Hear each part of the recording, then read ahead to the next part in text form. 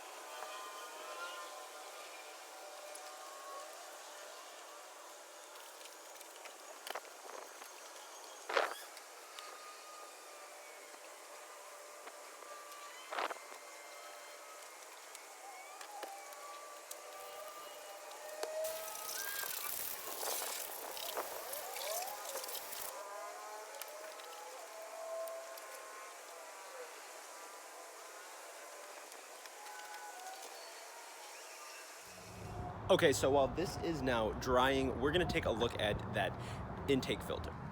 So for this, we're just gonna use soap, water, and a bucket.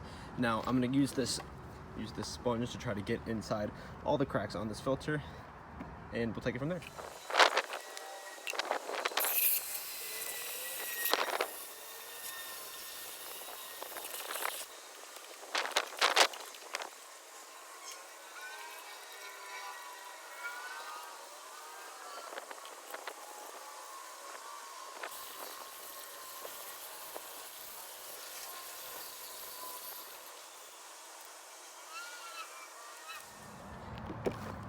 Take a look at all this dirt and crap that was inside the filter. This is why you guys need to clean these things.